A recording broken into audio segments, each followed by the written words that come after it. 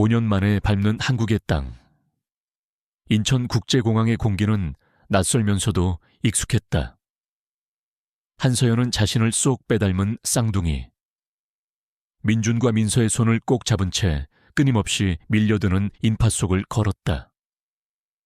그녀의 걸음걸이는 단정하고 흐트러짐이 없었지만 선글라스 아래 감춰진 눈동자는 한순간도 경계를 늦추지 않았다. 엄마, 저기 뽀로로다. 딸 민서가 손가락으로 거대한 캐릭터 광고판을 가리키며 외쳤다. 아들 민준이는 말없이 고개를 끄덕이며 엄마의 옷자락을 더욱 꽉 붙잡았다. 서연은 아이들의 머리를 부드럽게 쓰다듬으며 나지막이 말했다. 우리 이제 할머니 댁으로 갈 거야. 가서 맛있는 거 많이 먹자. 그녀의 목소리는 다정했지만 마음속은 차가운 불안감으로 가득 차 있었다. 세계 AI 개발자 컨퍼런스의 기조연설자로 초청받았을 때 그녀는 몇 날 며칠을 고민했다. 결국 거절할 수 없는 제안에 한국행을 결심했지만 이곳은 그녀에게 지독한 상처와 악몽을 동시에 안겨준 곳이었다. 특히 그 남자가 있는 곳, 5년 전 그녀는 진성그룹에 촉망받는 AI 연구원이었다.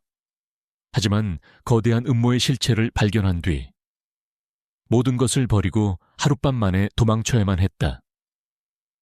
운명 같았던 하룻밤의 대가는 너무나도 컸고 그녀는 두 아이를 지키기 위해 철저히 자신의 존재를 지우며 살아왔다.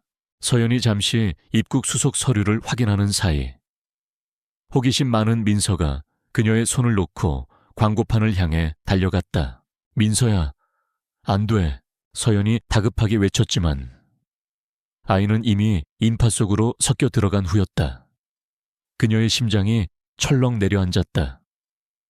그녀가 아들 민준이를 다른 손으로 꽉 잡고 동생을 쫓아가려던 바로 그 순간 공항의 모든 소음이 멎는 듯한 압도적인 존재감이 그녀의 앞을 가로막았다. 진성그룹의 총수 권지혁. 그는 해외 출장을 마치고 막 입국장을 빠져나오던 참이었다. 수십 명의 수행원과 비서진을 거느린 그의 등장은 마치 왕의 행차와도 같았다. 사람들은 약속이라도 한 듯 길을 터주었고 공항의 공기마저 그에게 복종하는 듯 무겁게 가라앉았다. 얼음장처럼 차가운 얼굴, 모든 것을 꿰뚫어 보는 듯한 날카로운 눈빛. 5년이라는 시간이 흘렀지만 그는 조금도 변하지 않았다. 아니, 변했다. 그의 눈빛은 과거보다 더욱 깊고 공허해져 있었다. 마치 세상의 모든 것을 가졌지만 단 하나 가장 중요한 것을 잃어버린 사람처럼. 그는 5년 전 그날 밤 이후 단 한순간도 그녀를 잊지 못했다. 이름도 직위도 모른 채 하룻밤의 꿈처럼 사라져버린 여자. 그의 인생을 송두리째 흔들어 놓고 지독한 흔적만을 남긴 채 증발해버린 유일한 사람이었다. 바로 그때 그의 발치에 작은 여자아이가 나타났다. 우와, 아저씨 키 진짜 크다. 민서였다. 아이는 겁도 없이 권지혁을 올려다보며 감탄사를 내뱉었다. 수행원들이 아이를 제지하려 했지만 지혁은 손짓으로 그들을 막았다. 그는 무심코 아이를 내려다보았다. 그리고 그 순간 그의 심장이 멎는 듯했다. 자신과 놀랍도록 닮은 눈, 장난기 가득한 미소 아래 언뜻언뜻 비치는 시니컬한 표정까지.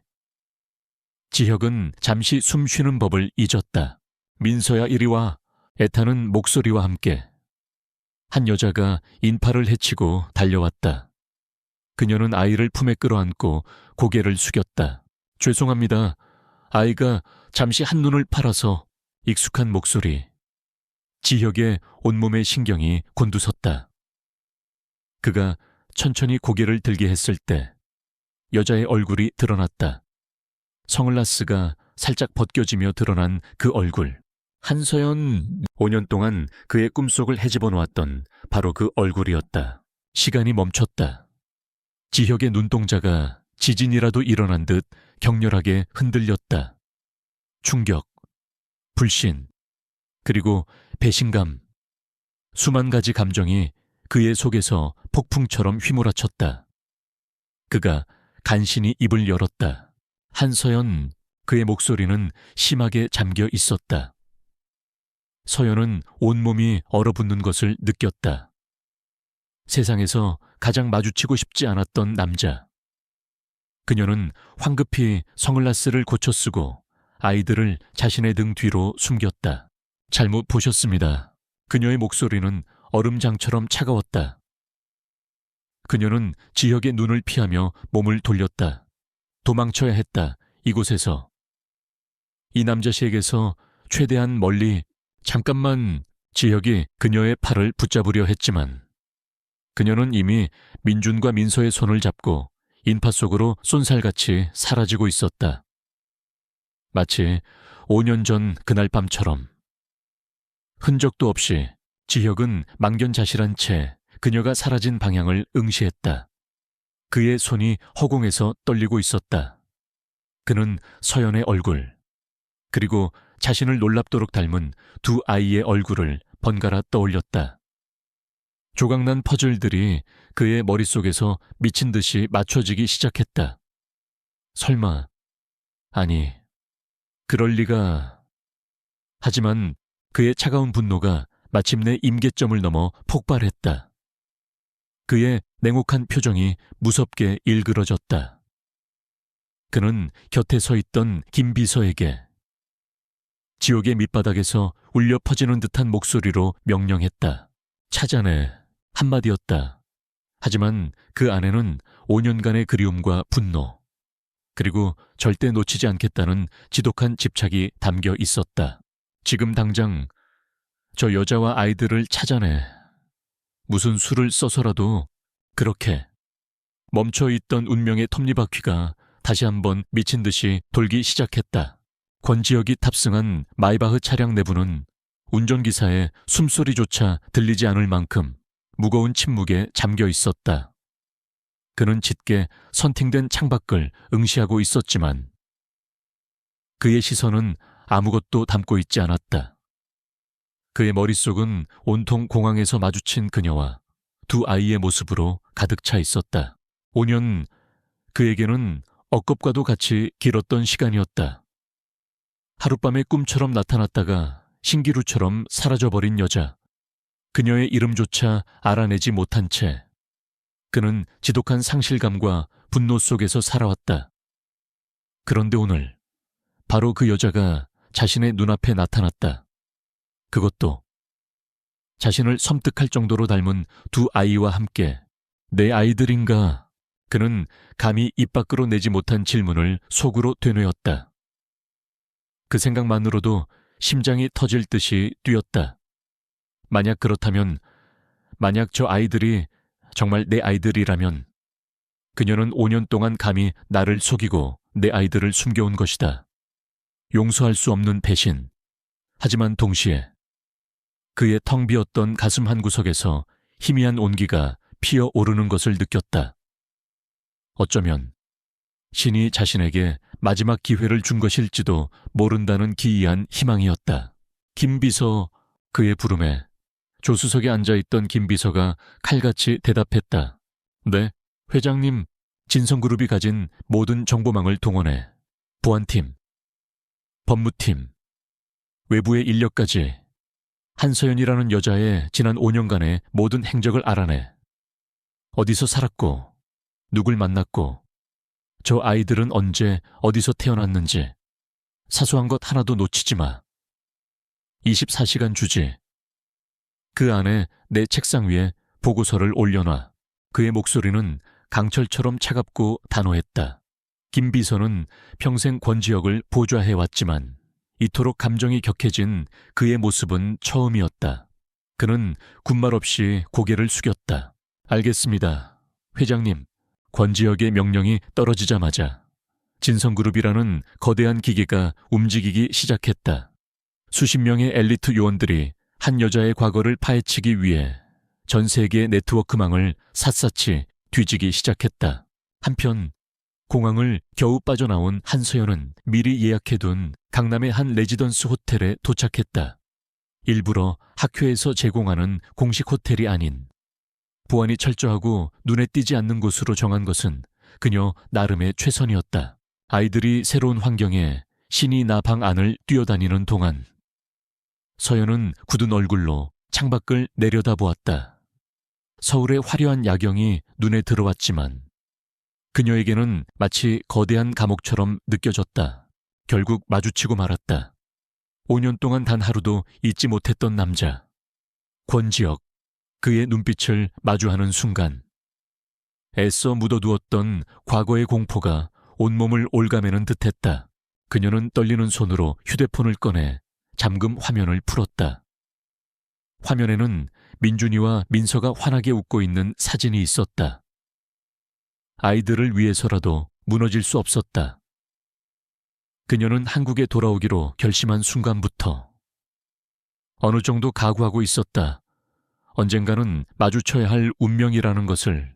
그래, 더 이상 도망치지 않아. 그녀는 결심을 굳혔다. 과거의 그녀는 힘없고 나약한 연구원이었지만 지금은 달랐다. 그녀는 세계적인 AI 보안 전문가이자 두 아이를 지켜야 하는 강인한 엄마였다. 그녀는 자신의 노트북을 열어 5년 동안 차곡차곡 모아온 그 자료들을 다시 한번 확인했다. 진성그룹의 어두운 비밀, 그리고 자신과 아이들을 위협했던 그 남자의 범죄 증거들. 언젠가 자신을 지키기 위해 사용해야 할 마지막 무기였다. 그때였다. 그녀의 개인 이메일로 발신자 불명의 메일 한 통이 도착했다. 첨부 파일도. 내용도 없었다. 그저 제목에 이렇게 쓰여 있을 뿐이었다. 환영한다. 한서연. 서연의 온몸의 피가 차갑게 식었다. 권지혁이 아니었다. 이것은 그 남자의 방식이었다. 5년 전 그녀를 한국에서 도망치게 만들었던 바로 그 악마. 윤상민 상무 권지혁의 사촌이자 진성그룹의 실세 중 한 명이었다. 그가 자신의 귀국을 알았다. 심장이 바닥으로 떨어지는 듯한 공포가 그녀를 덮쳤지만 그녀는 이를 악물었다. 두렵지 않다면 거짓말이다. 하지만 이제 그녀는 혼자가 아니었다. 그녀에게는 지켜야 할 아이들이 있었다. 같은 시각 진성그룹 본사 30층 윤상민 상무는 자신의 사무실에서 와인잔을 흔들며 비릿한 미소를 짓고 있었다. 그의 앞에는 부하 직원이 고개를 숙인 채 서 있었다. 확실한가? 한서연이 정말 돌아온 게. 네. 상무님, 공항 입국 기록 확인했습니다. 이번 AI 컨퍼런스에 기조 연설자로 초청받았다고 합니다. 5년 동안 쥐 죽은 듯이 숨어 지내더니 제 발로 호랑이 굴에 다시 기어들어와 윤상민은 와인을 한 모금 마셨다. 그의 눈빛이 뱀처럼 번뜩였다. 5년 전 그가 추진하던 비밀 프로젝트의 핵심 데이터를 훔쳐 달아난 계집. 그 데이터가 세상에 공개되는 날엔 자신의 모든 것이 끝장날 터였다. 권지혁 그놈은 아직 모르나, 아직 파악된 바 없습니다만 공항에서 우연히 마주쳤을 가능성도 배제할 수는 없습니다. 젠장. 윤상민은 와인잔을 책상에 거칠게 내려놓았다. 당장 그 계집의 위치를 파악해. 그리고 권지혁보다 한 발 먼저 움직여. 다시 한번 경고하는데 절대 그 둘이 만나게 해서는 안 돼. 무슨 수를 써서라도. 그 계집의 입을 막아. 그의 목소리는 섬뜩한 사리로 가득 차 있었다. 밤이 깊어질수록 보이지 않는 전선은 더욱 팽팽하게 당겨지고 있었다. 권지혁은 잃어버린 과거를 되찾기 위해, 한서연은 아이들과 미래를 지키기 위해, 그리고 윤상민은 자신의 죄를 덮기 위해 세 사람의 운명은 피할 수 없는 충돌을 향해 무섭게 돌진하고 있었다. 그리고 마침내 권지혁의 책상 위에 전화벨이 울렸다. 김 비서였다. 회장님, 찾았습니다. 현재 강남의 시안 레지던스 호텔에 묵고 있습니다. 권지혁은 말없이 자리에서 일어났다. 그의 눈에는 뜨거운 분노와 차가운 결심이 동시에 타오르고 있었다. 차 대기시켜 시안 레지던스 호텔의 로비는 최고급 대리석과 은은한 조명으로 우아한 분위기를 자아냈지만 권지혁이 들어서는 순간 공기는 순식간에 얼어붙었다. 호텔 지배인이 황급히 달려 나왔지만 그는 눈길 한 번 주지 않고 김 비서에게 물었다. 몇 호실이지? 17경 1호. 펜트하우스 스위트입니다. 권지혁은 망설임 없이 엘리베이터로 향했다. 그의 온몸에서는 방해하는 자는 누구든 용서하지 않겠다는 서늘한 기운이 뿜어져 나오고 있었다. 지금 그의 머릿속에는 오직 한 가지 생각뿐이었다. 한서연, 그리고 그녀의 아이들. 그는 직접 그녀의 입으로 진실을 들어야만 했다. 한편 7701호실에서 한서연은 막 아이들을 재우고 나온 참이었다. 비행의 피곤함과 낯선 환경에도 불구하고 아이들은 천진난만하게 잠들어 있었다. 아이들의 평화로운 얼굴을 보자 공항에서의 불안감이 조금은 가라앉는 듯했다. 하지만 그것도 잠시였다. 딩동, 날카로운 벨소리가 정적을 깨뜨렸다. 서연의 심장이 바닥으로 쿵 떨어졌다. 룸서비스를 부른 적도, 방문객이 올 리도 없었다. 이 시간에. 이곳에 자신을 찾아올 사람은 단 한 명뿐이었다. 그녀는 잠든 아이들의 방문이 닫힌 것을 확인하고 21번 깊게 고른 뒤 현관으로 향했다. 인터폰 화면에는 예상했던 대로 권지혁이 서 있었다. 5년 전보다 더욱 냉혹하고 더욱 위험해진 얼굴. 그녀는 결심한 듯 문을 열었다. 여긴 어쩐 일이시죠? 권지혁 회장님. 그녀는 일부러 회장님이라는 직함을 부르며 사무적인 태도를 유지했다. 그와의 사이에 거대한 벽을 치려는 의도였다.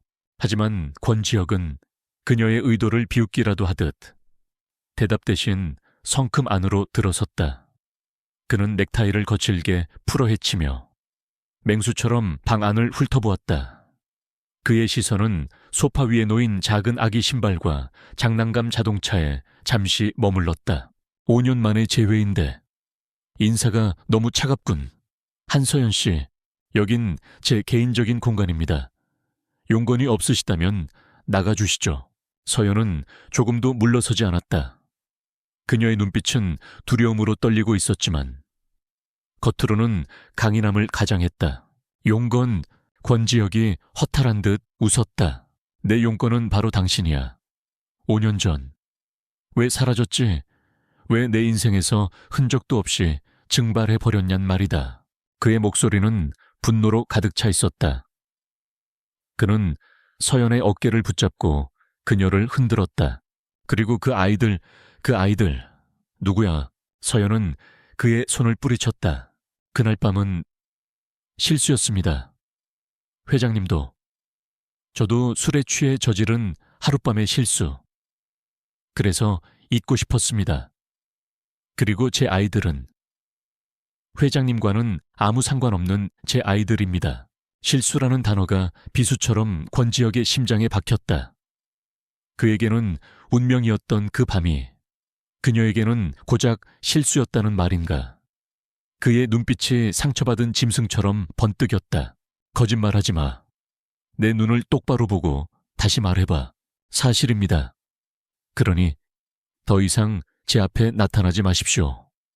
저와 제 아이들의 평화로운 삶을 방해하지 마라 달란 말입니다. 바로 그때였다.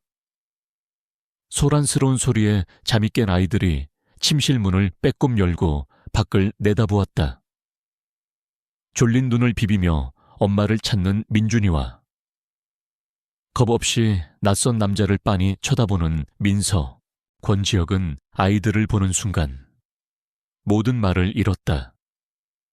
자신을 그대로 축소해 놓은 듯한 두 아이의 얼굴. 특히 자신과 똑같은 위치에 점이 있는 민준이의 눈 밑을 보는 순간 그는 더 이상 어떤 의심도 할 수 없었다. 심장이 찢어지는 듯한 고통과 함께 형언할 수 없는 뜨거운 무언가가 가슴속에서 치밀어 올랐다. 민서가 서연의 다리를 붙잡으며 물었다. 엄마, 이 무서운 아저씨는 누구야? 아이의 천진난만한 질문은 서연에게 마지막 결단을 내리게 했다.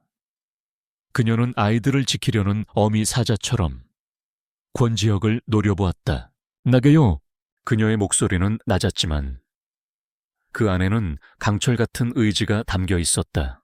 내 아이들이 무서워하잖아요. 당장 나가세요. 그녀는 권지혁을 문 밖으로 밀어냈다. 그는 허무하게 밀려나면서도 시선은 아이들에게서 떼지 못했다. 쿵 하는 소리와 함께 문이 닫혔다. 그는 굳게 닫힌 문 앞에 한참을 서 있었다. 그녀의 필사적인 거절이 오히려 그의 확신을 더욱 단단하게 만들었다. 그녀는 무언가를 혹은 누군가를 두려워하고 있었다. 그는 주머니에서 휴대폰을 꺼내 김 비서에게 전화했다. 지금부터 한서연 씨와 아이들을 24시간 밀착 감시해. 보호라는 명목으로 개미 새끼 한 마리 접근하지 못하게 막아. 방 안으로 돌아온 서연은 문에 기댄 채 그대로 주저앉았다. 온몸의 힘이 빠져나갔다. 다리가 후들거리고 심장이 미친 듯이 뛰었다. 그녀는 아이들을 품에 꼭 끌어안았다. 괜찮아. 엄마가 지켜줄게. 아무 일도 없을 거야. 그녀가 간신히 마음을 추스르던 그때 띠링 하고 휴대폰 메시지 알림이 울렸다. 발신번호 표시제한 호기심에 메시지를 연 서연의 얼굴이 하얗게 질렸다. 그것은 한 장의 사진이었다. 조금 전 아이들이 호텔 정원의 놀이터에서 놀고 있는 모습을 멀리서 찍은 사진. 마치 저격수의 스코프 렌즈를 통해 들여다본 듯한 오싹한 구도의 사진이었다. 그리고 사진 아래 짧은 글귀가 적혀 있었다. 아이들이 참 예쁘더군. 5년 전처럼 똑똑한 선택을 하길 바란다. 윤상민이었다. 악마의 속삭임이 5년의 시간을 뛰어넘어 다시 그녀의 숨통을 조여오고 있었다. 그녀가 왜 권지혁에게 진실을 말할 수 없는지, 왜 그를 필사적으로 밀어내야만 하는지에 대한 모든 이유가 바로 이 메시지 안에 담겨 있었다. 아이들이 참 예쁘더군. 5년 전처럼 똑똑한 선택을 하길 바란다. 휴대폰 화면에 떠있는 짧은 문장은 한서연의 심장을 얼어붙게 만들었다. 온몸의 피가 역류하는 듯한 끔찍한 감각. 그녀는 숨을 쉴 수 없었다.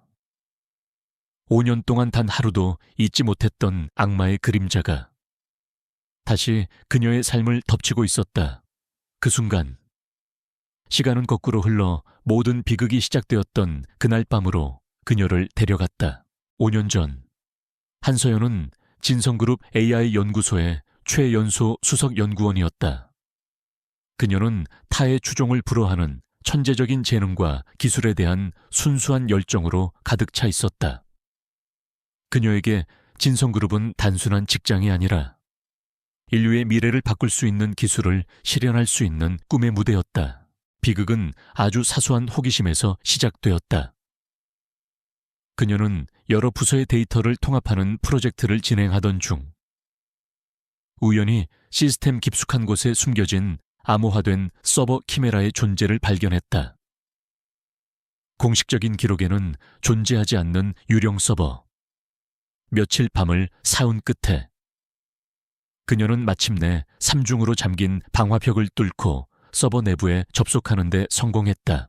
그리고 그 안에서 그녀는 진성그룹의 추악한 민낯을 마주했다. 프로젝트 키메라. 그것은 윤상민 상무가 비밀리에 추진하고 있던 불법적인 AI 프로젝트였다. 경쟁사들의 핵심 기술을 해킹으로 훔쳐내고 수백만 명의 개인정보를 불법으로 수집하여 군사 목적으로 활용 가능한 예측 프로그램을 개발하고 있었다. 심지어 해외의 한 무기상과 맺은 비밀 계약서까지 발견되었다. 만약 이 사실이 세상에 알려진다면 진성그룹은 재기불능의 타격을 입고 무너질 터였다. 그녀는 공포에 질려 접속을 끊었지만 이미 늦었다는 것을 직감했다. 다음 날부터 보이지 않는 감시의 시선이 그녀를 옥죄기 시작했다.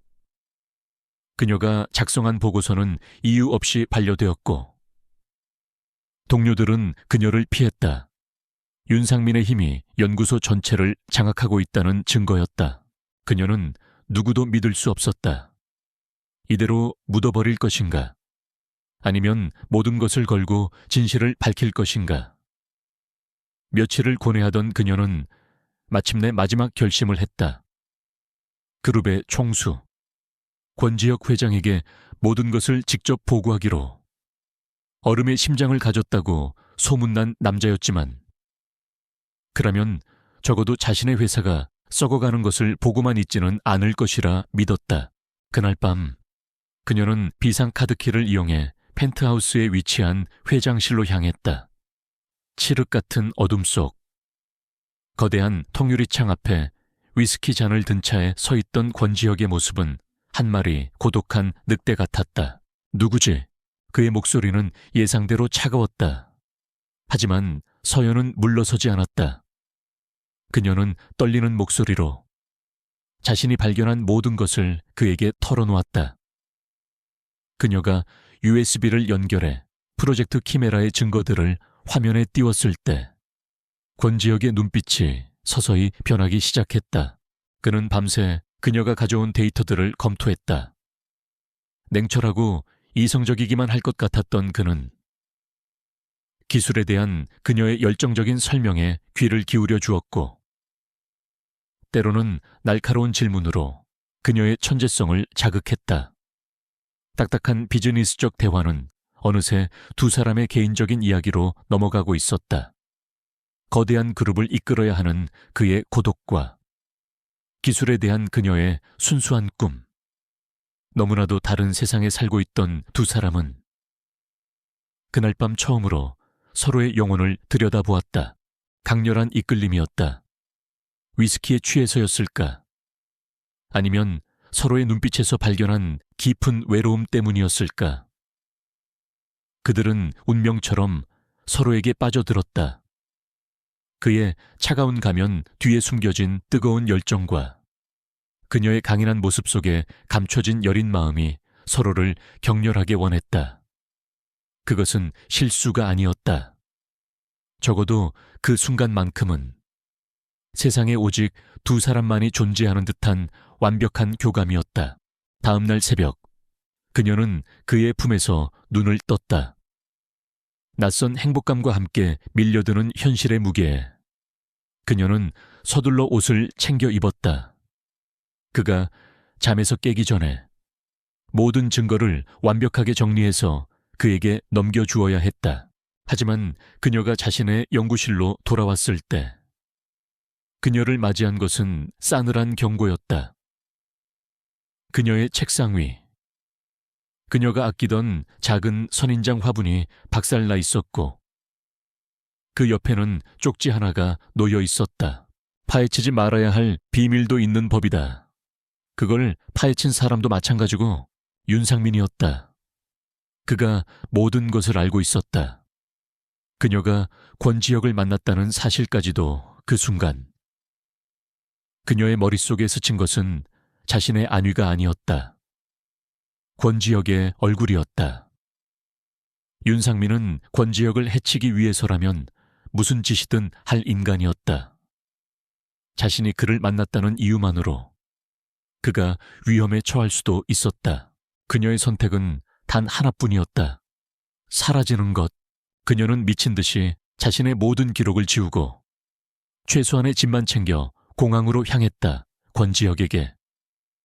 그리고 자신에게 막 싹트기 시작한 운명 같은 감정에게 고통스러운 작별을 고해야만 했다. 그를 지키기 위한 유일한 방법이었으니까. 그리고 한 달 뒤 파리의 작은 병원에서 그녀는 자신의 뱃속에 두 개의 작은 심장이 뛰고 있다는 사실을 알게 되었다. 과거의 기억에서 빠져나온 한서연의 뺨 위로 뜨거운 눈물이 흘러내렸다. 그녀는 휴대폰 액정 속 천진난만하게 웃고 있는 아이들의 사진을 내려다보았다. 5년 전, 그녀는 권지혁을 지키기 위해 도망쳤다. 그리고 이제 그녀는 그와 아이들 모두를 지키기 위해 그를 밀어내야만 했다. 그녀는 눈물을 닦았다. 눈빛은 슬픔 대신 강철 같은 결의로 빛나기 시작했다. 그래, 윤상민, 네가 원하는 대로 해줄게. 대신 이번에는 5년 전처럼 당하고만 있지는 않을 거야.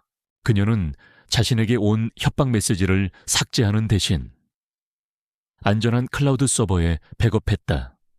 그리고 권지혁의 감시를 피하면서 동시에 윤상민의 공격에 대비할 자신만의 계획을 세우기 시작했다. 더 이상 도망칠 곳은 없었다. 그녀는 이제 피할 수 없는 전쟁의 한복판에 서 있었다. 권지혁은 한서연의 방에서 쫓겨난 후에도 호텔을 떠나지 않았다. 대신 그는 자신의 차 안에서 밤을 새웠다. 굳게 닫힌 1007륜 1호실의 창문을 응시하며 그는 5년 전 그날 밤부터 지금까지의 모든 조각들을 맞추고 있었다. 그녀의 필사적인 거절은 오히려 그의 의심을 확신으로 바꾸어 놓았다. 그녀는 무언가를 숨기고 있었고 그것은 분명 아이들과 관련이 있었다. 말로는 안 되겠어. 흔들 수 없는 증거가 필요해. 다음 날 아침 그는 김 비서를 호출했다. 오늘부터 열리는 AI 컨퍼런스. 한서연 씨의 모든 일정을 파악해. 특히 아이들이 혼자 있는 시간을. 알겠습니다. 혹시 아이들에게 위해를 가하려는 세력이 있습니까? 김 비서는 보호라는 명목해 감시를 붙이라는 회장님의 명령이 이례적이라고 생각하며 조심스럽게 물었다. 그래, 세상에서 가장 위험한 세력일 수도 있지. 바로 나 자신. 권지혁은 냉소적으로 대답했다. 그의 눈은 결심으로 차갑게 빛나고 있었다. 그는 비인도적인 방법이라는 것을 알았지만 더 이상 망설일 수 없었다. 진실을 위해서라면 악마가 되는 것도 감수할 생각이었다. 그의 계획은 치밀하고 신속하게 실행되었다. 서연이 컨퍼런스의 VIP 사전 행사에 참석하기 위해 잠시 집을 비운 사이 호텔 키즈클럽에서 혼자 놀고 있던 아이들에게 김 비서가 고용한 베이비시터 출신의 여성 요원이 접근했다. 그녀는 능숙하게 아이들의 환심을 샀고 민준이가 마시고 내려놓은 주스컵과 민서가 머리를 빗고 간 빗에 남아있는 머리카락 몇 돌을 누구도 모르게 확보했다. 샘플은 즉시 국내 최고의 유전자 감식 연구소로 보내졌다. 권지혁의 이름으로 최우선 긴급이라는 붉은 도장이 찍힌 채였다.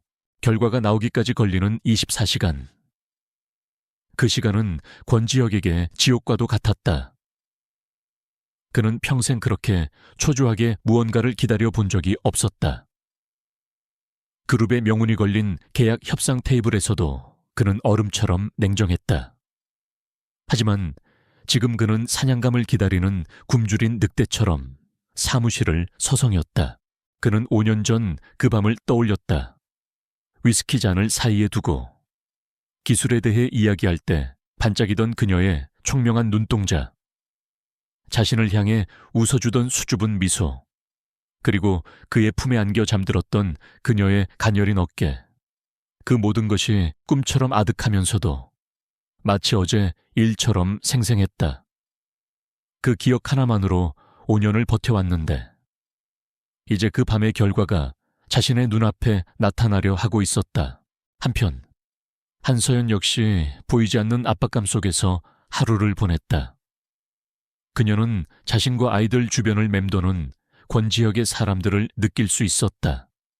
대놓고 모습을 드러내지는 않았지만 그림자처럼 그들을 따라다니는 시선들. 동시에 윤상민의 협박 메시지는 시한폭탄처럼 그녀의 마음을 짓눌렀다. 그녀는 컨퍼런스 행사장에서 완벽한 전문가의 모습으로 프레젠테이션을 진행했다. 그녀의 발표는 청중을 압도했고 세계적인 석학들의 찬사가 쏟아졌다.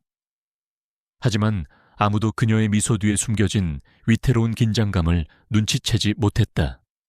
그녀는 지금 두 개의 거대한 폭풍의 눈 한가운데 서 있었다. 마침내 약속의 24시간이 지났다. 김 비서가 굳은 얼굴로 회장실에 들어와 봉인된 서류 봉투를 권지혁의 책상 위에 올려놓았다. 권지혁은 마른 침을 삼켰다. 그의 손이 미세하게 떨리고 있었다. 그는 천천히 봉투를 열어 그 안에 담긴 한 장의 보고서를 꺼내 들었다. 복잡한 유전자 배열표 아래 마지막 결론 부분에 적힌 글자가 그의 눈에 박혔다. 부건 확률 92.999%. 순간 세상의 모든 소리가 사라졌다. 권지혁은 숨 쉬는 것을 잊었다. 보고서의 글자들이 그의 눈앞에서 춤을 추는 듯했다.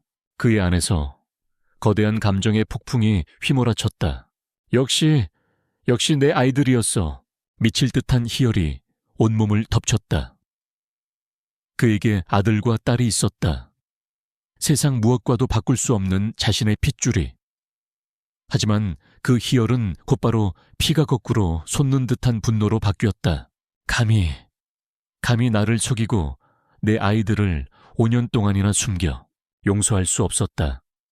그녀의 배신과 기만에 그는 치가 떨렸다. 하지만 그 모든 감정의 폭풍 위로 그가 평생 느껴보지 못했던 원초적인 감정이 솟아올랐다. 사진 속에서 보았던 아이들의 얼굴, 자신을 빤히 쳐다보던 아들의 깊은 눈동자, 자신을 향해 웃어주던 딸의 해맑은 미소, 그것은 부정할 수 없는 아버지의 감정이었다. 그는 더 이상 기억을 쫓는 집착의 남자가 아니었다. 그는 이제 자신의 아이들을 빼앗긴 아버지가 되었다. 권지혁은 보고서를 구겨 쥔 채 자리에서 일어났다. 그의 눈은 분노와 환희, 그리고 슬픔이 뒤섞여 붉게 타오르고 있었다. 그는 김 비서의 만류도 뿌리친 채 직접 차를 몰아 그녀의 호텔로 향했다. 딩동! 다시 벨이 울렸을 때 서연은 직감했다. 이번에는 지난번과는 다르리라는 것을. 문을 열자 지독한 폭풍을 눈에 담은 권지혁이 서 있었다. 어제는 나가달라고 했을 텐데요. 서연이 차갑게 말했지만 그는 대꾸하지 않았다. 그는 방 안으로 들어와 그녀의 앞 테이블 위로 구겨진 종이 한 장을 던졌다. 유전자 검사 결과 보고서였다. 이제 그만 거짓말하지. 그의 목소리는 낮았지만 그 안에는 모든 것을 파괴할 듯한 분노와 슬픔이 담겨 있었다. 서연은 보고서를 내려다보았다. 부건 확률 99리번요 9999%. 그 글자를 확인하는 순간 그녀가 5년 동안 필사적으로 쌓아 올렸던 모든 벽이 한꺼번에 무너져 내렸다. 그녀의 눈동자가 절망과 공포로 크게 흔들렸다. 완벽하게 숨겼다고 생각했던 진실이 가장 잔혹한 방식으로 그녀의 눈앞에 드러나 있었다. 한서연의 세상이 무너져 내리고 있었다. 5년 동안 아이들을 지키기 위해 필사적으로 쌓아 올렸던 거짓말의 성벽이 눈앞의 남자와 그가 내민 종이 한 장에 의해 산산조각이 났다. 그녀의 입술이 파르르 떨렸지만 아무 말도 나오지 않았다. 권지혁은 무너지는 그녀의 모습을 차갑게 내려다보았다. 그의 심장은 분노와 배신감으로 갈기갈기 찢겨나가는 듯했다. 왜? 그의 목소리는 쇳소리처럼 낮게 깔려 있었다. 왜 그랬지? 왜 나를 속이고 내 아이들을 5년 동안이나 숨겨야만 했나? 그는 그녀에게 한 걸음 다가섰다. 그녀는 자기도 모르게 한 걸음 뒤로 물러났다. 그들의 사이에는 보이지 않는 깊은 강이 흐르고 있었다. 말해. 변명이라도 해봐. 한서연. 그가 그녀의 팔을 거칠게 붙잡았다.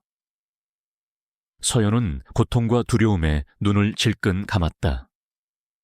윤상민의 협박 메시지가 그녀의 뇌리를 스쳤다. 진실을 말하는 순간 권지혁마저 위험해질 것이다. 그녀는 입술을 깨물었다. 지금은 그 어떤 말도 해서는 안 됐다. 바로 그 순간이었다. 당! 방 안의 공기를 찢는 듯한 날카로운 파열음이 울렸다. 두 사람이 동시에 소리가 난 쪽을 돌아보았다. 아이들이 놀고 있던 거실에 거대한 통유리창. 아이들의 머리 위쪽으로 불과 한 뼘 떨어진 곳에 거미줄 같은 균열이 생겨 있었다. 그리고 창틀에는 작은 금속 탄환 하나가 깊숙이 박혀 있었다. 죽이려는 의도가 아니었다. 완벽하게 계산된, 소름 끼치는 경고였다. 깍! 서연은 비명을 지르며 본능적으로 아이들을 향해 몸을 날렸다. 그녀는 소파 뒤에 숨어있던 아이들을 미친 듯이 끌어안았다. 지혁의 반응은 더욱 빨랐다. 그의 머릿속을 가득 채웠던 분노와 배신감은 순식간에 사라지고 맹수 같은 보호 본능이 그 자리를 대신했다. 그는 거대한 몸으로 서연과 아이들을 감싸 안으며 반대편 건물들을 향해 날카로운 시선을 던졌다. 그의 눈은 더 이상 상처받은 남자의 눈이 아니었다. 자신의 영역을 침범당한 최상위 포식자의 눈이었다. 그는 즉시 휴대폰을 꺼내 김 비서에게 소리쳤다. 코드레드 호텔 전체를 봉쇄해 저격수를 찾아 당장. 아이들은 겁에 질려 울음을 터뜨렸다. 서연은 아이들을 끌어안은 채 사시나무처럼 떨고 있었다. 조금만 빗나갔더라면, 만약 아이들이 서 있는 위치였다면 상상조차 하기 싫은 끔찍한 결과에 그녀의 이성이 마비될 지경이었다. 윤상민, 그 악마가 정말로 아이들을 해치려 하고 있었다. 권지혁은 자신의 품 안에서 공포에 질려 떨고 있는 세 사람을 내려다보았다. 처음으로 자신의 가족을 품에 안은 순간이었다. 하지만 그 감격을 느낄 새도 없이 그는 지독한 사리와 책임감에 휩싸였다. 감히 누가 내 가족을. 그는 떨고 있는 서연의 어깨를 붙잡았다. 누구야? 방금 그 총알 누가 쏜 거지? 그의 목소리는 더 이상 분노가 아닌 차갑게 얼어붙은 강철 같았다. 서연은 흐느끼며 고개를 저었다. 말할 수 없었다. 하지만 아이들의 겁에 질린 울음소리가 그녀의 마지막 이성의 끈을 끊어버렸다. 더 이상 혼자서는 감당할 수 없었다. 이대로 가다가는 정말로 아이들을 잃을지도 모른다. 윤상민. 마침내 그녀의 입에서 악마의 이름이 흘러나왔다. 윤상민 상무예요. 5년 전에도. 그리고 지금도. 권지혁의 눈썹이 꿈틀했다. 자신의 사촌 윤상민. 그는 이해할 수 없다는 얼굴로 서연을 바라보았다. 그 자식이 왜. 서연은 눈물을 쏟아내며 5년 동안 가슴속에 묻어두었던 모든 진실을 토해내기 시작했다. 불법적으로 자행되던 프로젝트 키메라의 실체. 그것을 발견한 자신을 협박하던 윤상민의 검은 그림자. 그리고 마지막 순간. 권지혁을 지키기 위해 도망쳐야만 했던 그날 밤의 진실까지. 그 사람이 말했어요. 당신에게 이 사실을 알리면 당신부터 죽여버리겠다고. 그래서 도망쳐야만 했어요. 당신을 지키려고. 아이들이 생긴 건 저도 나중에 알았어요. 하지만 돌아올 수 없었어요. 그 사람이 우리를 계속 찾고 있었으니까. 모든 조각이 맞춰졌다. 권지혁은 망치로 머리를 한 대 맞은 듯한 충격에 휩싸였다. 그녀가 자신을 배신한 것이 아니었다. 그녀는 지난 5년 동안 혼자서 이 모든 비밀을 짊어진 채 자신과 자신의 아이들을 지키고 있었던 것이다. 그동안 자신은 그녀를 오해하고 증오하며 시간을 보냈다. 지독한 죄책감이 그의 심장을 짓눌렀다. 그리고 동시에 자신의 사촌을 향한 사리가 온몸의 혈관을 타고 흘렀다. 그의 분노는 이제 다른 차원의 것이 되었다. 그는 말없이 서연과 아이들을 더욱 강하게 끌어안았다. 그의 품은 넓고 단단했다. 5년 만에 처음으로 서연은 자신이 기댈 수 있는 벽을 느꼈다. 이제 끝났어. 권지혁이 그녀의 귓가에 나지막이 속삭였다. 그의 목소리는 더없이 차분했지만 그 안에는 모든 것을 파괴할 듯한 결의가 담겨 있었다. 이제 당신 혼자가 아니야. 그는 자리에서 일어났다. 그리고 김 비서에게 다시 전화를 걸었다. 당장 짐 챙겨. 당신과 아이들은 이제부터 나와 함께 움직인다. 내 집으로 갈 거야. 이 세상에서 가장 안전한 곳으로. 그의 말은 질문이 아닌 통보였다. 더 이상 그녀의 의사를 묻지 않았다. 그는 이제 한 여자의 연인이 아니라 자신의 가족을 지켜야 하는 가장이었다. 답을 찾기 위한 미친 듯한 추격은 끝났다. 이제 자신의 모든 것을 걸고 가족을 지키기 위한 처절한 전쟁이 시작되었다. 서울의 스카이라인이 발 아래 펼쳐지는 권지혁의 펜트하우스는 세상의 모든 위협으로부터 완벽하게 격리된 요새와도 같았다.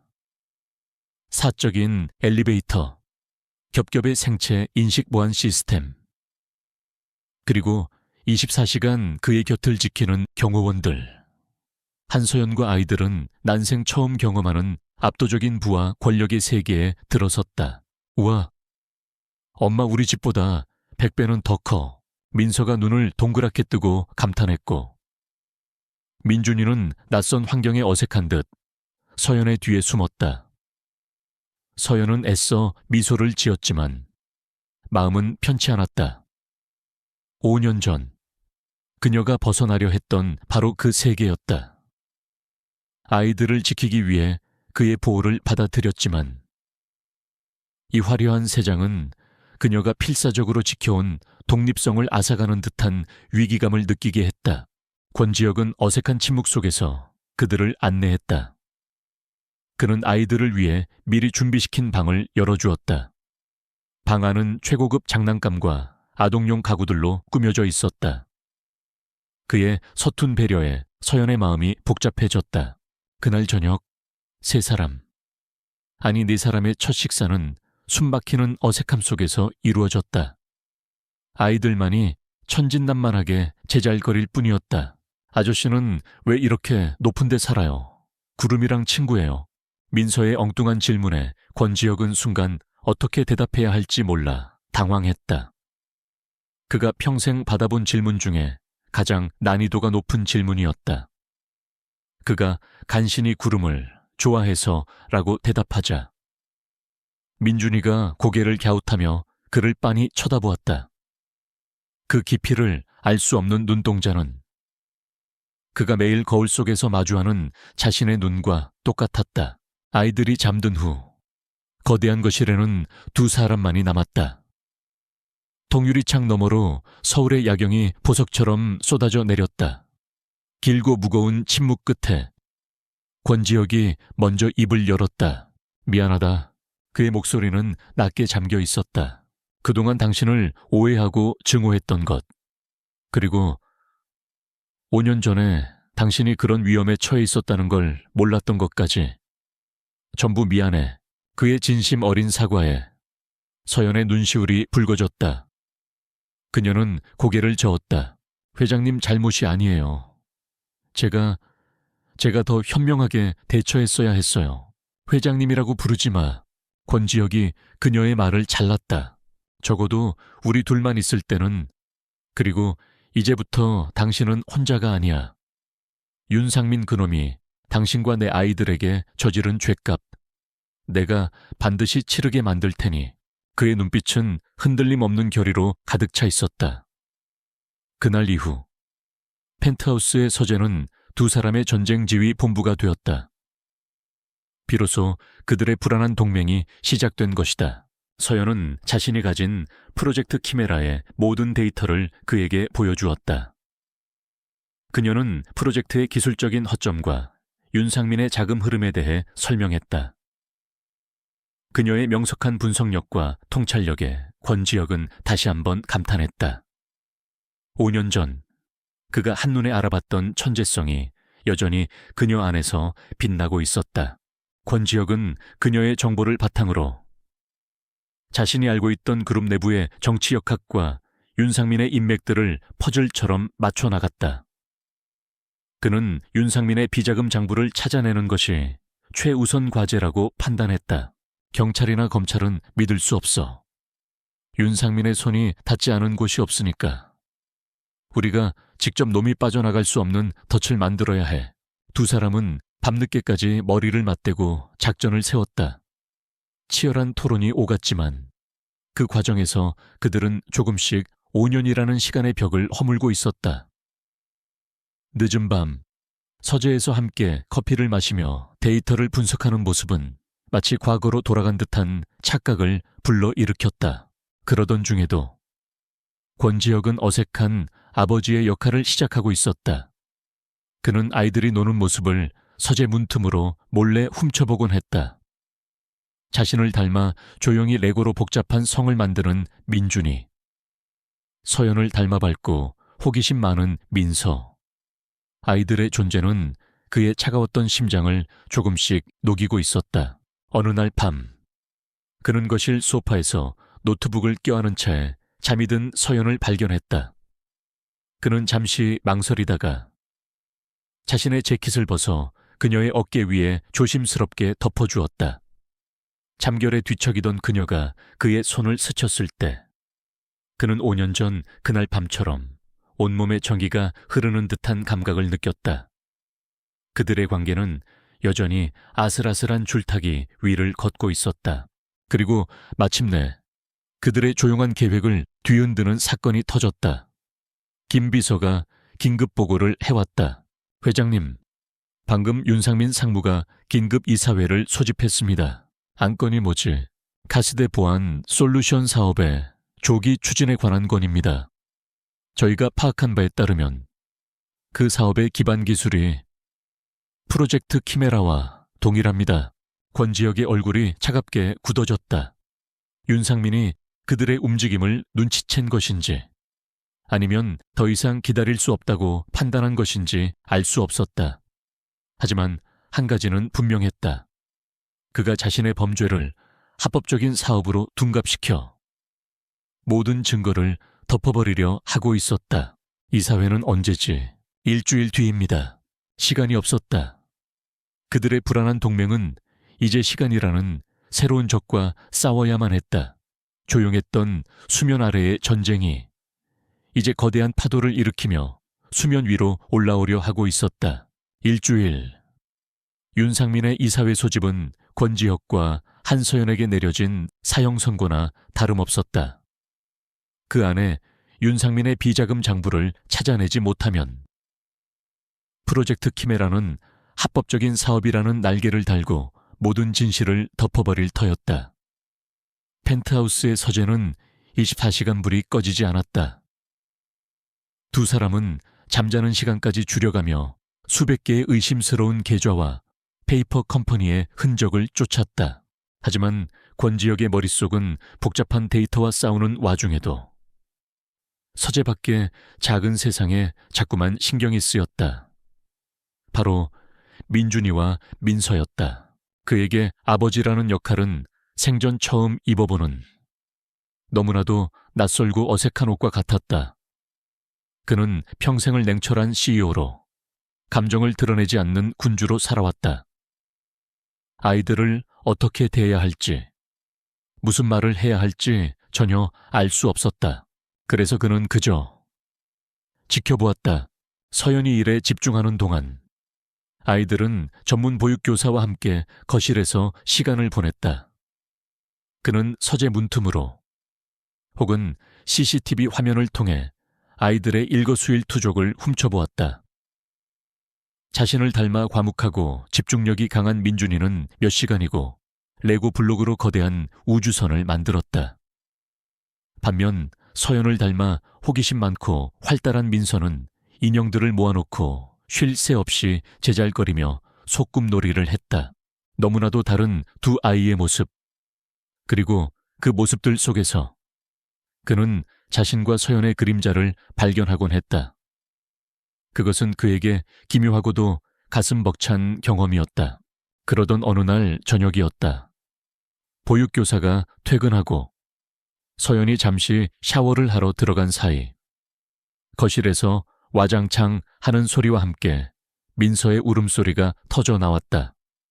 깜짝 놀라 달려나간 그의 눈에 보인 것은 바닥에 산산조각이 난 유리컵과 컵에 질려 울고 있는 민서, 그리고 그 옆에서 어쩔 줄 몰라 하는 민준이의 모습이었다. 그가 본능적으로 민서에게 다가가려던 순간 민준이가 작은 몸으로 그의 앞을 가로막았다. 오지 마세요, 아저씨. 무서워요. 아이는 동생을 지키려는 듯 그를 잔뜩 경계하며 노려보았다. 그 눈빛은 5년 전 처음 만났던 한서연의 눈빛과 똑같았다. 권지혁은 순간 심장이 쿵 내려앉는 듯했다. 아이들에게 자신은 그저 낯설고 무서운 침입자일 뿐이었다. 바로 그때 욕실에서 나온 서연이 상황을 보고 달려왔다.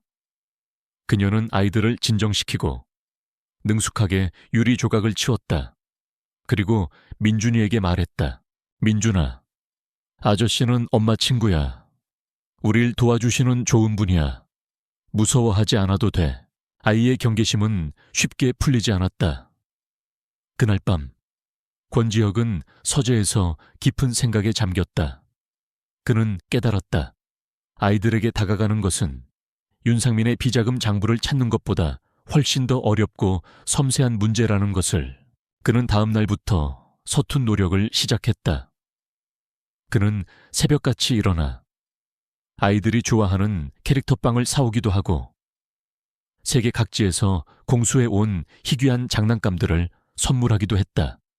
하지만 아이들의 마음은 쉽게 열리지 않았다.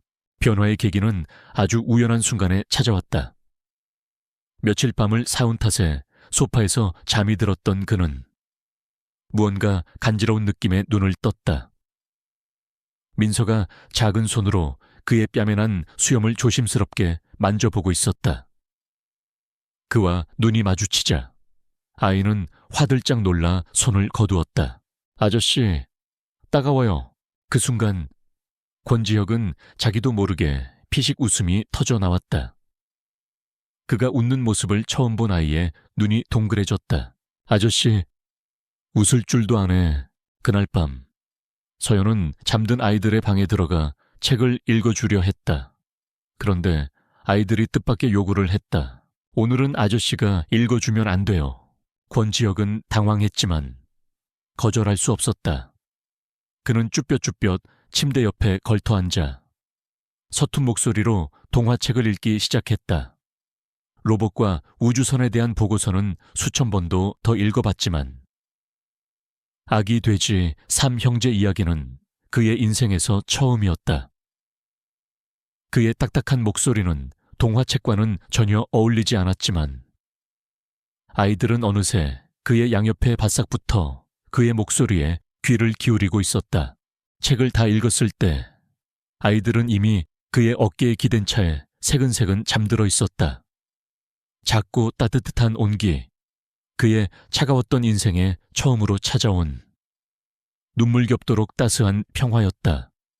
그는 아이들의 머리를 아주 조심스럽게 쓰다듬었다. 자신의 손이 이렇게 크게 느껴진 적은 처음이었다. 그는 조용히 방문을 닫고 나왔다.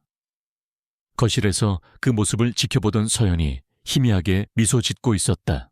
좋은 아빠가 될 수 있겠네요. 그녀의 말에 권지혁은 아무 대답도 하지 못했다. 대신 그의 가슴 속에서는 뜨거운 결심이 굳어지고 있었다. 그는 아이들을 위해서라도 반드시 이 싸움에서 이겨야만 했다. 윤상민이라는 악마의 그림자를 아이들의 인생에서 영원히 지워버려야만 했다. 이것은 이제 단순히 그룹을 지키기 위한 싸움이 아니었다. 한 남자가 자신의 모든 것을 걸고 가족의 미래와 행복을 지키기 위한 성스러운 전쟁이었다. 이사회까지 남은 시간은 이제 사흘. 그의 눈빛은 이전보다 더욱 차갑고 더욱 단단해져 있었다. 이사회까지 남은 시간은 단 사흘. 펜트하우스 서재는 거대한 전쟁 상황실을 방불케 했다. 권지혁과 한서연은 잠을 잊은 채 마지막 승부수를 준비하고 있었다. 윤상민의 수많은 차명 계좌와 페이퍼 컴퍼니의 흔적은 찾아냈지만 모든 것을 한 번에 올가맬 결정적인 증거. 즉, 그의 모든 검은 돈의 흐름이 담긴 마스터 장부가 필요했다. 시간이 너무 부족해요. 이대로는 초조해하는 서연과 달리 권지혁의 눈은 차갑게 빛나고 있었다. 시간이 없다면 놈이 직접 우리에게 걸어 들어오게 만들면 돼. 그의 마지막 계략은 대담하고 위험했다. 적을 속이기 위해 아군까지 완벽하게 속이는 것. 다음 날 진성그룹 내부에는 권지혁 회장이 건강상의 이유로 모든 업무에서 손을 떼고 윤상민 상무에게 임시로 권한을 위임할 것이라는 소문이 파다하게 퍼졌다. 권지혁은 실제로 칩거에 들어갔고 윤상민의 측근으로 알려진 이사들에게는 이제 당신들 세상이 왔다는 식의 거짓 정보를 흘렸다. 완벽한 미끼였다. 권력을 모두 손에 쥐었다고 착각한 윤상민은 마지막 불안 요소를 제거하기 위해 움직일 것이 분명했다. 바로 자신의 모든 범죄가 기록된 마스터 장부였다. 그가 장부를 파기하거나 다른 곳으로 옮기기 위해 자신의 비밀 서버에 접속하는 순간을 노리는 겁니다. 서연이 말했다. 그녀는 데이터 웜이라고 불리는 특수 프로그램을 만들어 두었다. 평소에는 시스템 업데이트 파일처럼 위장하고 있다가 윤상민의 생체 인식 정보로 비밀 서버에 접속하는 순간 활성화되어 모든 데이터를 복제한 뒤 자폭하는 프로그램이었다. 성공할 수 있을까? 권지혁의 물음에 서연은 결의에 찬 눈으로 대답했다. 제가 5년 동안 준비한 모든 것입니다. 성공해야만 해요. 이사회 전날 밤 두 사람은 숨을 죽인 채 서연의 노트북 화면만 바라보고 있었다. 화면 한쪽에는 진성그룹의 내부 네트워크망이, 다른 한쪽에는 시시각각 변하는 시간만이 떠 있었다. 바늘 떨어지는 소리조차 들릴 듯한 극도의 긴장감 속에서 마침내 화면에 작은 경고창 하나가 깜빡였다. 타겟 접속. 윤상민이 미끼를 문 것이다. 서연의 손가락이 키보드 위에서 현란하게 움직이기 시작했다. 데이터 웜이 활성화되고 마스터 장부의 데이터가 그들의 서버로 전송되기 시작했다. 젠장. 눈치챘어요. 놈이 서버를 셧다운 시키려 해요. 데이터 전송률 그래프가 급격히 느려졌다. 윤상민의 보안팀 역시 필사적으로 저항하고 있었다. 보이지 않는 디지털 공간에서 두 천재의 마지막 전쟁이 벌어지고 있었다. 10초만 더. 마침내 99%에서 멈출 것 같았던 그래프가 100%를 채우는 순간 전송 완료 메시지가 떠올랐다. 그와 동시에 윤상민의 비밀 서버는 모든 데이터를 파괴하며 영원히 어둠 속으로 사라졌다. 두 사람은 서로를 바라보았다. 지친 얼굴이었지만 그들의 눈에는 승리의 빛이 반짝이고 있었다. 다음 날 진성그룹 이사회 회의실. 윤상민은 의기양양한 모습으로 회의장에 들어섰다. 모든 증거를 파괴했고 권지혁은 병상에 누워있다고 생각했다. 이제 이사회에서 자신의 프로젝트만 통과시키면 진성그룹은 완벽하게 자신의 것이 될 터였다. 하지만 그의 예상과 달리 회장석에는 권지혁이 아무렇지도 않은 얼굴로 앉아 있었다. 윤상민의 얼굴이 순간 굳어졌다. 몸이 안 좋다고 들었는데. 괜찮으십니까? 회장님, 자네 덕분에 아주 좋아졌네. 윤 상무 의미심장한 말을 남긴 채 권지혁은 이사회를 시작했다. 예상대로. 윤상민은 차세대 AI 보안 솔루션 사업을 긴급 안건으로 상정하고 화려한 프레젠테이션을 시작했다.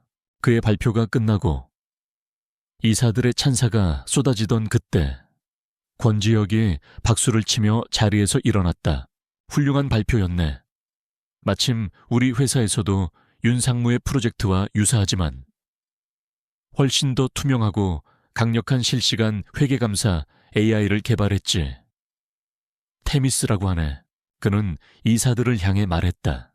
지금부터 테미스를 이용해 우리 그룹의 모든 서버를 실시간으로 감사하여 그 성능을 직접 보여드리겠습니다. 윤상무, 괜찮겠나? 윤상민은 얼굴이 하얗게 질렸다. 함정이었다. 하지만 모든 이사들이 지켜보는 앞에서 거절할 수는 없었다. 물론입니다. 회장님, 권지혁의 신호에 따라 회의실에 거대한 스크린에 테미스가 실행되는 화면이 나타났다. 서연이 펜트하우스에서 원격으로 조종하고 있었다. AI는 무서운 속도로 그룹의 모든 데이터를 분석하기 시작했다. 그리고 마침내 거대한 자금의 흐름도 속에서 유독 비정상적인 경로 하나를 포착하여 붉은색으로 표시하기 시작했다. 수많은 유령 회사를 거쳐 거액의 자금이 한 곳으로 흘러 들어가는 경로. 그 종착지는 바로 프로젝트 키메라의 개발 자금 계좌와 윤상민의 해외 비자금 계좌였다. 이건 조작이야 말도 안 돼. 윤상민이 비명을 질렀다. 회의장은 순식간에 아수라장이 되었다. 권지혁은 싸늘한 미소와 함께 결정타를 날렸다. 조작이라고 그렇다면 자네가 어젯밤 2시 37분 자네의 생체 정보로 비밀 서버에 접속해서 삭제한 이 마스터 장부는 어떻게 설명할 텐가? 스크린에는 어젯밤 그들이 확보한 마스터 장부의 내용과 윤상민의 접속 기록이 선명하게 떠올랐다. 완벽한 체크메이트. 윤상민은 모든 것을 잃은 사람처럼 의자에 주저앉았다. 바로 그때 회의실 문이 열리고 검찰 수사관들이 들이닥쳤다. 5년간 이어진 길고 어두웠던 싸움이 마침내 끝나는 순간이었다. 윤상민에게 수갑이 채워지는 순간 5년간 이어진 길고 어두운 악몽이 끝났다. 이 사회는 아수라장이 되었고 다음 날 대한민국은 진성 게이트로 발칵 뒤집혔다. 진성그룹의 주가는 폭락했지만 권지혁은 흔들리지 않았다. 그는 즉시 긴급 기자회견을 열어 모든 진실을 밝혔고 자신의 사촌을 포함한 모든 비리 연루자들을 직접 검찰에 고발하며 정면 돌파를 선택했다. 그의 단호하고 투명한 대처에 위기는 오히려 기회가 되었다. 부패를 스스로 도려낸 영웅적인 CEO라는 이미지가 더해지며 대중의 신뢰는 이전보다 더욱 굳건해졌다. 회사를 집어삼키려던 어둠은 사라지고 진성그룹은 권지혁의 완벽한 통제 아래 새로운 시대를 맞이할 준비를 하고 있었다. 세상의 모든 폭풍이 지나간 후 펜트하우스에는 비로소 고요한 평화가 찾아왔다. 아이들은 모든 상황을 알지 못한 채 거실에서 천진난만하게 놀고 있었다. 권지혁과 한서연은 서울의 야경이 내려다 보이는 발코니에 서서 말없이 서로를 바라보았다. 길고 긴 침묵을 깬 것은 권지혁이었다. 그동안 혼자서 얼마나 힘들었어. 그의 목소리에는 깊은 후회와 미안함이 담겨 있었다. 나는 5년 동안 당신을 증오하고 원망했어. 내게서 모든 것을 앗아간 유령이라고 생각했지. 하지만 당신이야말로 나와 내 아이들을 지키고 있었던 영웅이었는데 그는 그녀에게 한 걸음 다가섰다. 내가 어리석었어. 당신의 공포를 알아주지 못하고 당신의 상처를 보듬어주지 못했어. 미안하다. 서연아, 그의 진심 어린 사과에. 서연은 애써 참았던 눈물을 흘렸다. 그녀는 고개를 저었다. 아니에요. 저도 미안해요. 당신에게서 아빠가 될 시간을, 아이들의 첫걸음과 첫 옹알이를 볼 수 있었던 5년이라는 소중한 시간을 빼앗아 버렸어요. 당신을 지킨다는 핑계로. 당신을 너무 오랫동안 외롭게 만들었어요. 두 사람은 서로의 눈을 바라보았다. 그 눈빛 속에서 5년간 쌓였던 모든 오해와 원망이 봄눈처럼 녹아내리고 있었다. 이제 어떻게 할 생각이야? 권지혁이 조심스럽게 물었다. 컨퍼런스는 끝났고 윤상민은 잡혔다. 그녀가 더 이상 한국에 머물 이유는 없었다. 다시 그녀를 잃을지도 모른다는 공포가 그의 심장을 옥죄었다. 다시 떠나지 마. 그는 그녀의 손을 부드럽게 잡았다. 더 이상 도망치지 마. 이제 당신을 위협하는 건 아무것도 없어. 그러니 이제 내 옆에 있어줘. 한서연이라는 여자로.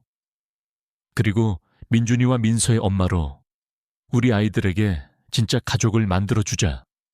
우리가 잃어버렸던 5년의 행복을 지금부터 다시 시작하는 거야. 그의 목소리는 애틋해했고 그의 눈빛은 간절했다. 그것은 더 이상 소유욕에 불타는 CEO의 명령이 아니었다. 한 남자가 사랑하는 여자에게 그리고 자신의 아이들에게 바치는 진심 어린 약속이었다. 서연은 눈물을 흘리며 조용히 고개를 끄덕였다. 몇 달 후 어느 화창한 주말 아침 펜트하우스의 거실은 따스한 햇살과 아이들의 웃음소리로 가득 차 있었다. 딱딱한 수트를 벗고 편안한 스웨터 차림의 권지혁은 바닥에 앉아 민준이와 함께 레고 블록으로 거대한 성을 만들고 있었다.